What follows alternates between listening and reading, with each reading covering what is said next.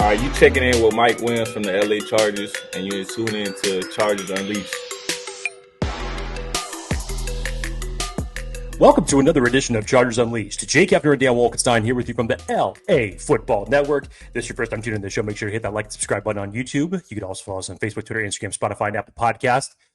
Dan Wolkenstein, it is good to be talking to you, sir. We're almost to July. Again, this is as much as we talk about waiting for training camp and waiting for preseason, you just had the NBA Finals and we just had the NBA Draft over the past 2 days. The Stanley Cup playoffs are over. Literally, this is probably the worst time in terms for sports watching that's out there. And all of us are just waiting for football to return. All you naysayers for preseason, how are you feeling right now? Are you coping okay? Because I need some football back in my life, and I hope that you all feel the exact same way. If you have not seen us in a minute, it's been for a very, very good reason. The Wolkenstein family has added yet another Chargers fan over the last couple of weeks. Please join me in congratulating Mr. Dan Wolkenstein of now becoming a father of 2.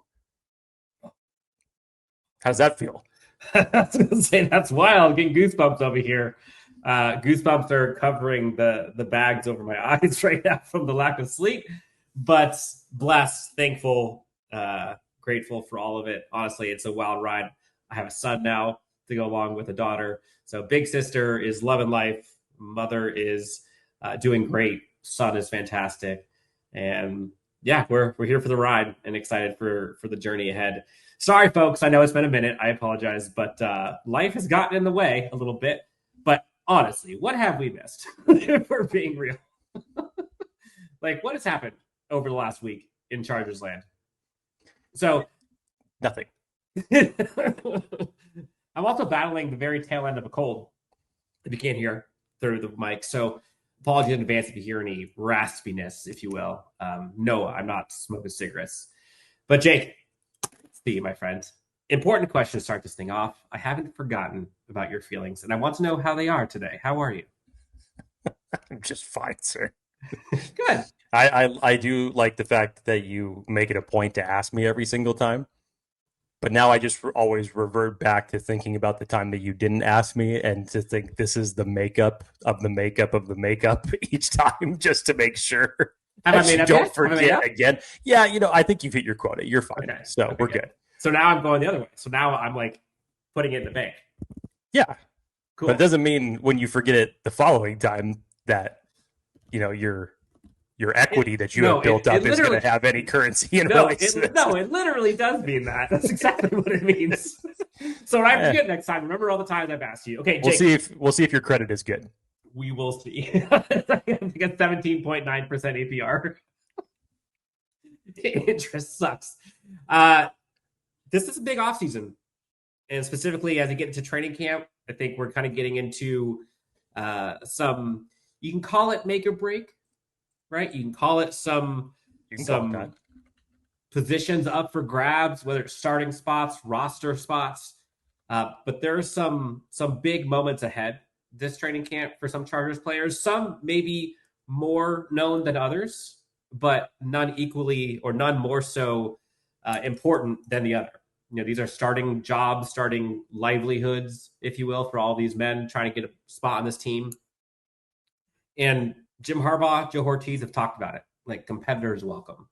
And finally, we're starting to see the fruits of that, where more and more depth is added, not just to the top, but to the bottom of the roster as well, to make it very, very hard to make this team if you are not one of those elite 9 or 10 dudes, right?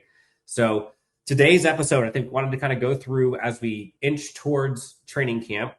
We'll kind of get into a little bit of the training camp battles, but more so some off-season training camp that will determine arguably some players' fates on this team.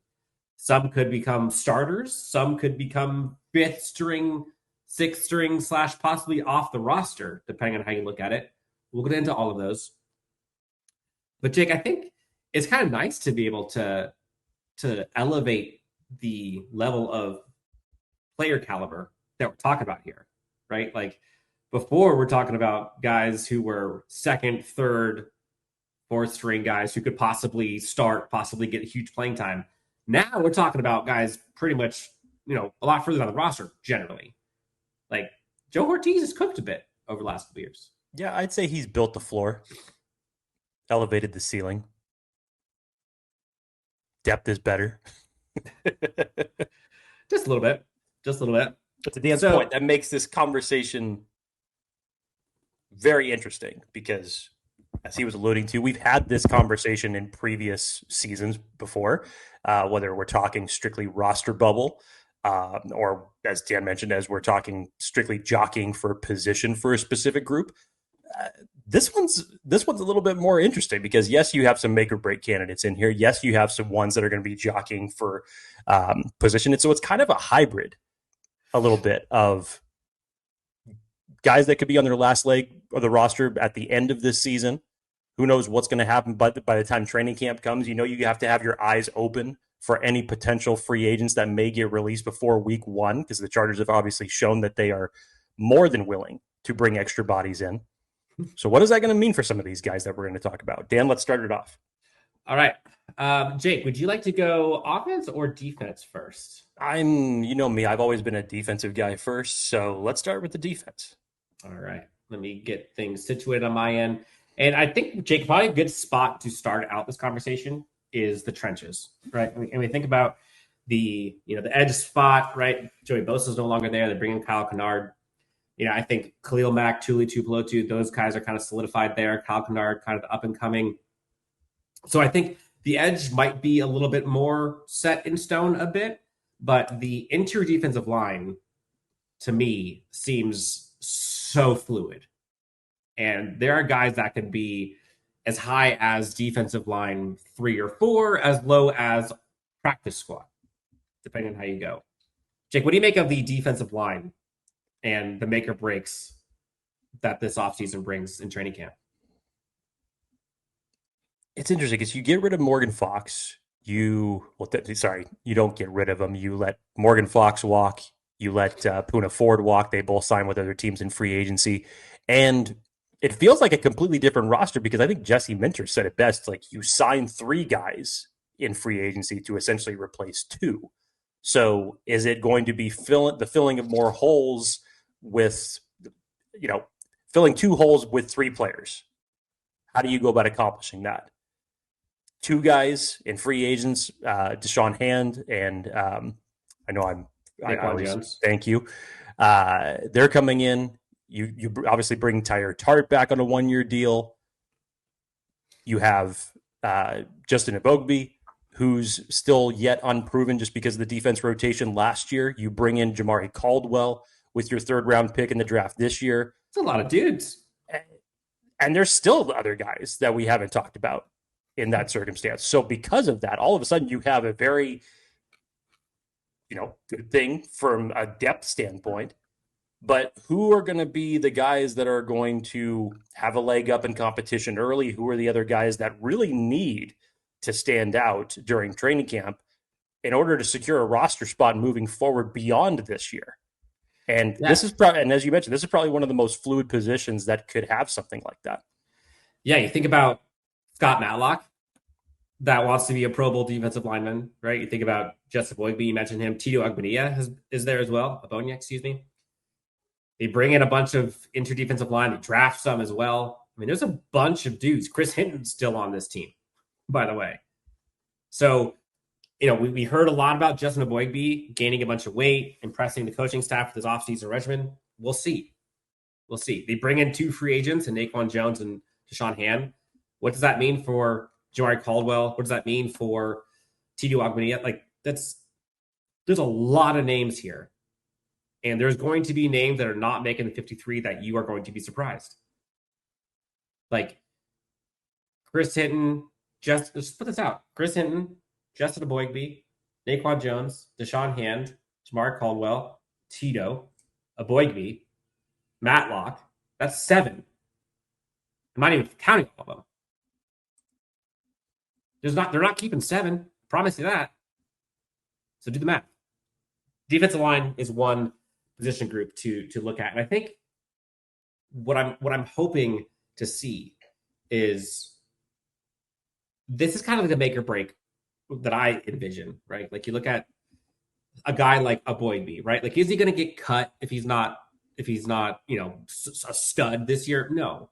But like, this is a chance for him to showcase that year 1 to year 2 jump, right? And make or break in terms of playing time, absolutely. If he kind of goes in the shadows again this offseason, you don't see his name again, I wouldn't be shocked if you don't see him play much at all this year, given who's ahead of him. There's been a lot of talk during the offseason about Justin Eboigbe specifically. They've talked about his offseason weight training, getting more size. The coaches have been very excited about what they expect from him this year. But at the same time, you still bring in 3 new bodies to this defensive line in a single offseason. Exactly. So, yes, like you, I don't expect his roster spot to be in jeopardy because essentially last year, given the heavy rotation of who you had on that defensive line, it was essentially a redshirt year for him, not from an injury standpoint, but just because, being a 4th round pick in that point in time and the depth of who was in front of him, he just didn't get his opportunity to come out and play. I think he gets it this year. I'll just be interested to see how everything ends up coming to fruition. Let's stay on the defense, Jake. I think I wanted to talk linebacker, but I think we talked about this pre-show. I think Junior Colson, we talked about his setbacks previously. And while I do think that this is a make or break offseason and training camp for him to get those starting snaps, that starting confidence, that could be your starting middle linebacker week 1 alongside the stud himself. Like, he's not, I think he's going to be fine, right? But Dan Henley's going to have running mate. Is it going to be Denzel Perryman? Is it going to be Troy Dye? Is it going to be him? I mean, I don't know.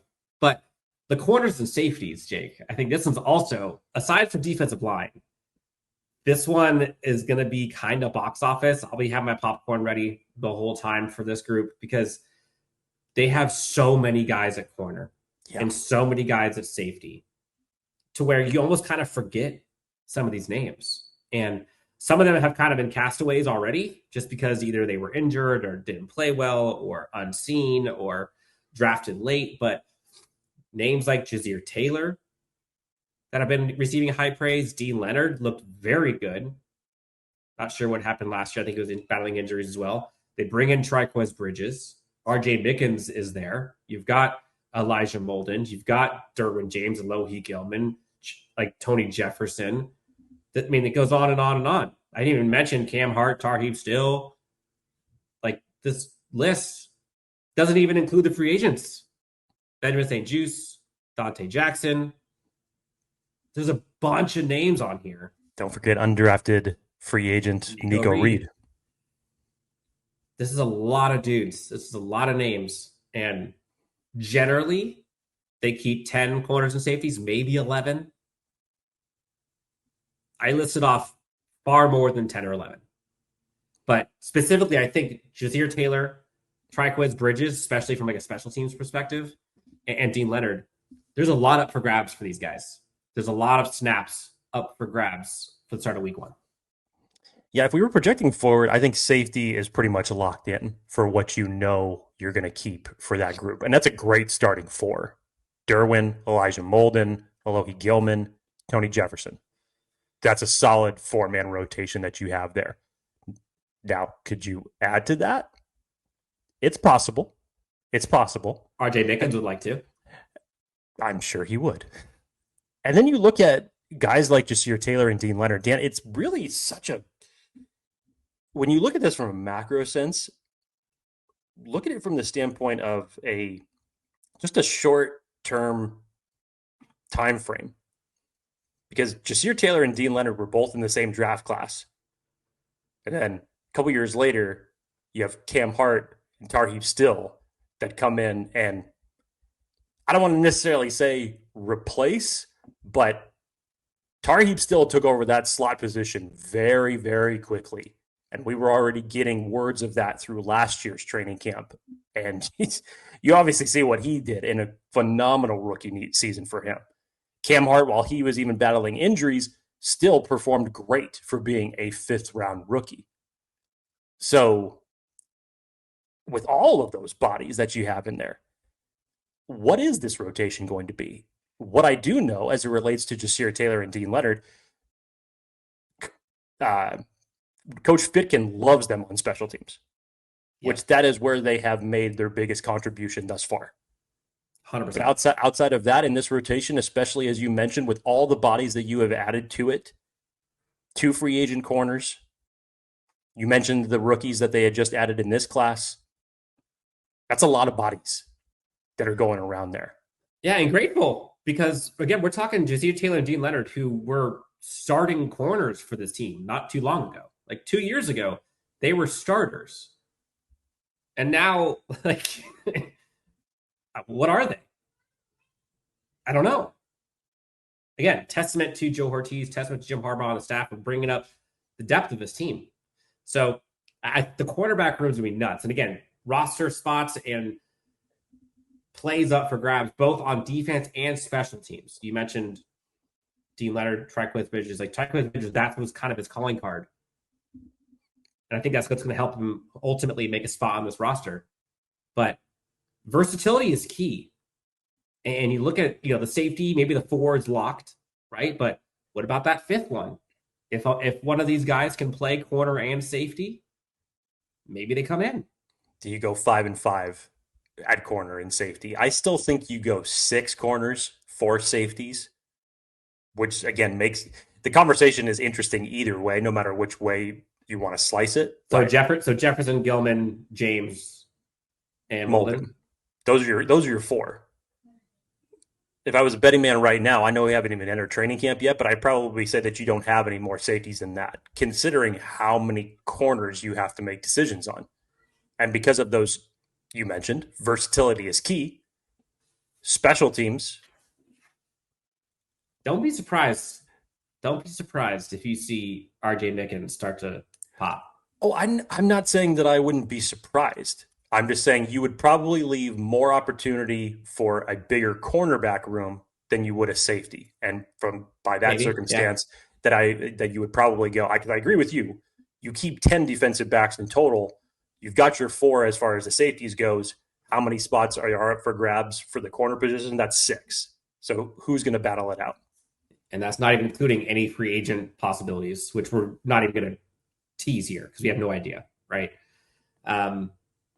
And having Jesse Minter and Steve Klingscale, like that's who you want to have kind of deciding this, right? Like those guys have proven that they know what they're doing, so to speak. And it's going to be a fun one. So the middle of July is going to be coming quick. Take a switch over to the offense. And I know Greg Roman's probably sitting there just dreaming happy dreams with the running back group that he has now in comparison to what it was. Although maybe not, considering what he's had previous years, like in Baltimore, where he's had number 1 ranked rushing teams like nobody's business. A little different this year than last year, though. I'll tell you that. And that bodes well for the starters, but I'm not sure how well that bodes for the folks trying to keep a roster spot on the bottom of that roster. And looking at the running back room, this is going to be some tough sledding. And you look at guys like Hassan Haskins, Kimani Vidal, Sanders, who was just brought in. All of these guys are underneath the other 2 that are going to be getting run with Najee Harris and Amari Hampton. I promise you they're not keeping 5. They might keep 4 if they go special teams. So probably, maybe. But who's the odd man out? Hassan Haskins, who has been kind of like their unsung hero kind of thing. They've loved Hassan Haskins and his versatility, what he's brought in, both at the running back position and as special teams. Kimani Vidal, they just drafted him. And this regime just drafted him last year. And Rocket Sanders, they've talked up all kinds of stuff this offseason. And he didn't really need to prove anything when you were going through all the rookie UDFA stuff. So you tell me who's out. I don't know. I'll single out Rocket Sanders here for a minute. I don't know if I've ever heard, especially just for the Chargers standpoint, any undrafted free agent be talked about in the way that Rocket Sanders has been talked about. It was like set aside, right? It was like they they said that in so many words they said that they really didn't need to see much of him during the mini camps and the OTAs because they'd already seen it on film. They already knew what type of a dynamic playmaker he was. So I think based off of that, I'm not too worried about his roster spot in this unit. Obviously, with the departure of J.K. Dobbins, it made things a little bit easier to make this decision. Can you imagine if he was there? Oh, holy shit! Then we would just be centralizing around this position. This could be a pod within itself. Yeah, Dan. I mean, you make good points for either Hassan, Haskins, or Kimani Vidal. Yes, Kimani Vidal was just drafted, and hey, his first game that he played in the NFL, great for him. Beautiful pass catching touchdown. But Hassan Haskins, you saw how he really came up valuable for that running back unit late in the season. Jim Harbaugh guy, Michigan alum, valuable on special teams. That was going to be my next point. Yes. Who's going to stand out? And we've seen this plenty of times before when we saw it with Simi Fehoko. When he could add that type of value on special teams, that is worth more than I think people realize. For sure. Same with pass protection. That's a big one. And that was Kimani's downfall. This will be an interesting group to weed out. So ultimately on the roster, I think you'll ultimately end up with 4 for this position. So who's going to grab it? Yeah. And this is, again, an ode to versatility, right? Like, it's not just about running the rock with this team and who can do the most pass protection, run blocking, pass out of the backfield, right? Like special teams, the dirty work. It's not just who can tote. This is going to be tough, man. And the thing is, these guys know it. Like, these guys know this is going to be tough. And I don't even want to make a prediction because you can see a lane for all of them, right? Like, to me, if I had to guess, currently, maybe Vidal is the odd man out right now, just based off of proven production and what they've done so far with this team or on film. But I don't know, man. I don't know. Do we want to discuss receivers? I think you should. I think there's a lot of context around that group, given the additions that were in it, the change from one year to the next. Yeah, there's a lot of influx here. I would say so. Okay, so to kind of set the table, so to speak, right? We've well documented the Chargers receiving woes outside of Ladd McConkey last year, and you can go past last year if you want to. They bring in Trey Harris, they bring in Mike Williams, Keandre Lambert-Smith. I'm not even talking about the tight ends, but guys like Brenden Rice, Jalen Reagor. There's some UDFAs that were brought in as well. Quentin Johnston's still on the roster. There's a lot of spots up for grabs. And I don't want to say spots, but maybe, but like meaningful play time. And on the screen for those watching, you've got Quentin, Brenden Rice, Jalen Reagor. Quentin's a different story, but make or break in the sense of season, not necessarily training camp, because I don't think it matters what Quentin Johnston does in training camp. To you, to me, to the fans, to anyone. Like, it won't matter. Because everyone will say, I've seen this before. I ain't getting tricked this time. No way. Come back to me in a meaningful game. That's basically what we're going to hear. You can watch Quentin do one-handed toe tap grabs all day long in training camp. Won't matter. Guaranteed. Brenden Rice, Jalen Reagor, though, they're fighting for a spot. And right now, I don't know if either of them have a spot. Like, the receiving core, we'll get on the list. Ladd McConkey 1. Trey Harris 2. Mike Williams 3. Darius Davis 4. So those are the 4 that I think are probably locks. Then after that, you've got KLS. That's 5. Reagor, Johnston, Did you say Darius Davis already? I did. Okay. Brenden Rice.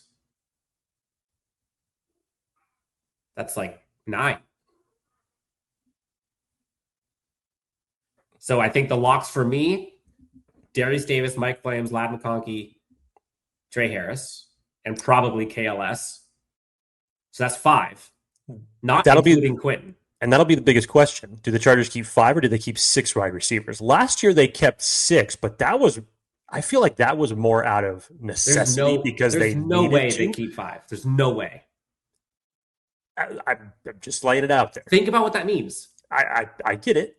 That means I'm not trying to say that they're. Well, hold on. That means Darius Davis, KLS, or Quentin are not on the roster. Right. So I still throw it out there. You kept 6 last year because of necessity, because you really needed to, because your wide receiver unit last year was pretty bad. Brutal. I agree with you, Dan. I think that they keep 6 again this year because all of a sudden you've added 3 wide receivers in a single season, one being Mike Williams re-signing, Trey Harris, KLS you bring in as draft picks. Both offer you that downfield X option that Justin Herbert needs to pair with Ladd McConkey to take some focus off of him. And we've already heard the comments from wide receiver coach Sanjay Lal in terms of what he is expecting from Quentin Johnston going into year 3. So many words, he just says, I have one goal for him, and that is to keep ascending. Without necessarily a specific plan, he said he doesn't know necessarily how that comes to fruition, but he just needs to keep growing. I'm not saying that he won't, but you're not going to see him in some of the plays that you saw him in the Raider game to end the season last year when he had a breakout game. You're not going to see him in those type of roles this year because we've already established that that's just not for him. And the tough part for this too is like you only have so many opportunities to showcase your skills during training camp, right? Like Justin Herbert doesn't have to show a damn thing. Like he's gonna throw, but he could throw 0 times in training camp. He's a starter week 1. A guy like Kimani Vidal or a guy like Brenden Rice, Jalen Reagor, like there's only so many opportunities that they're gonna have to make splash plays that will make a lasting impact on this coaching staff to be like, oh yeah, he has to stay. But the receiving core is gonna be kind of cutthroat. Yeah, because in my opinion, like those 4 are locks. I don't see Darius Davis going anywhere. I don't see Trey Harris going anywhere. Mike Williams or Ladd McConkey. That's 4 already. I'm pretty confident that they're going to keep KLS. That's 5. I would agree. So now we're starting with 6 being Quentin. So maybe I would switch Quentin. I don't think they're going to be getting rid of Quentin. He's not going practice squad. There's just no way. There's no way. But that if they're keeping 5, that's why I'm saying there's just no way they're keeping 5. It has to be 6. And even with 6, it's still KLS, possibly 6, and then Brenden Rice and Jalen Reagor, who Jalen Reagor been high on this offseason, neither one of them would be there. Luke Grimm wouldn't be there. There's a bunch of dudes who they've talked about. All practice squad. Again, sign of things that are great from this staff that have brought in guys to elevate the level, right? We're talking last year, Seifu Fehoko versus Brenden Rice as wide receiver 6. And now we're talking Brenden Rice possibly as low as wide receiver 8, 9. Like that's no shade at Brenden Rice. It's just like the waters have been lifted here a bit. That's how much this team is invested in the wide receiver position in a single season. Yep. Yeah. I thought about putting like a Trey Pipkins on here, but I think in a perfect world, the most he's going to be able to do is swing tackle in case of injury. We heard Jim Harbaugh talk about that. Zion Johnson's another one, right? I think that's a fair one. It's a make or break for sure. It sounds to me like they have the starting 5 in no particular order set, unless someone just blows it out of the water. but there's a lot to lose for Zion Johnson right now because he's trying this flexibility thing, going from guard to center. Will he be guard? Will he be center? Same with Bradley Bozeman. He's done both, but Zion is going into this last year of his contract. Like, this is a big money year for him. There's a lot at stake for him. Yeah, as we know, the Chargers did not pick up his fifth-year option, and you're essentially going into a situation where you could see Zion Johnson in the final year of his contract at a position that he's never played before throughout his entire NFL or collegiate career. Crazy to say that. Mm-hmm. I also think, and we have debated this very healthy on this show, of our doubts of that. But the more and more we see, and the more and more we hear from Jim Harbaugh, they are really going to give Zion Johnson the opportunity to start at center this year. They don't lie to you. They don't. Look, they tell you how they feel. Like exactly telling you. Is it what I would do? Probably not, especially after they went out and signed Andre James. It's not what I would do. It wouldn't be my first thought. But as we got through kind of the weeds of OTAs and minicamp, I started just understanding, and especially Jim Harbaugh alluding to when he would make the final decision as far as what the starting five rotation was going to be. And he said, between like the first 8 to 10 days when training camp gets underway? I think that leaves only one of two possibilities. It's either Zion Johnson is going to start at center with Bradley Bozeman being your left guard, or it's going to be Zion Johnson back at left guard and Andre James is going to be at center. I think those are the two best options that you have, because you're certainly not going to run it back with the same five, with those two guys back in the same positions that they were last year after you saw the results.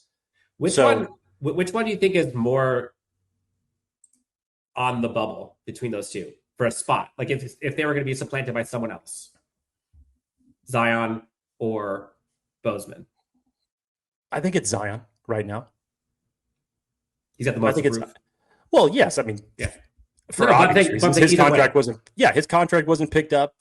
He's essentially, you could say he's in a 3-person battle between himself, Bradley Bozeman, Andre James, for however that center position shakes out. But he's got the lead of it right now. Yeah, he's got the lead of it right now. But they are going to give him every opportunity to play for this team before they have to make that decision.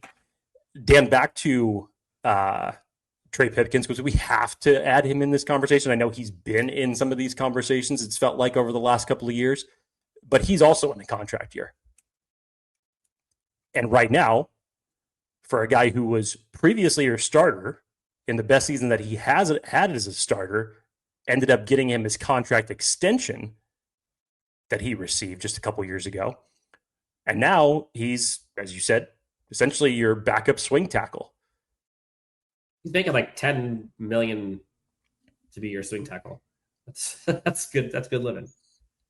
So there's a lot of storylines here for this Chargers team and for fans as this training camp battles go underway. But there's a lot of money up for grabs too, and there's a lot of playing time, a lot of snaps, and this is the pressure that I think Jim Harbaugh is wanting. Joe Ortiz are wanting. These players are hoping to thrive on, right? Competitors welcome. There's going to be some damn competition as this training camp starts. And this is going to be kind of cutthroat. I said it before, but there are going to be names that are going to get cut, that it's going to be shocking that they would be cut 2 years ago, 3 years ago. But that's just the state of what this current roster is. So lots of storylines. This would be a fun one. Jake, I'm glad we're back. Feels good. Feels good to be back. Feels good. I feel like we need to do a live show again here very soon. Yes, and we got some fun things in store for live show, so stay tuned for that. Jake, anything else you want to tell the great friends before we pop on out of here for the weekend? We're about 3 weeks out until the start of the training camp on July 17th. It really can't get here soon enough, for as much as we are all clamoring for sports to return, namely the NFL and football and Chargers specifically. Oh, Dan, what are we doing here? Let's go find it's that time of the year, but we're going to get through it. We're going to try to make these 3.5 weeks fly by. Yes. With the pool, the beach, with YouTube, with whatever we possibly can, or the movie theaters. Jake, high grades on the newest F1. Go see it. If you're listening to this, go see it. It was phenomenal.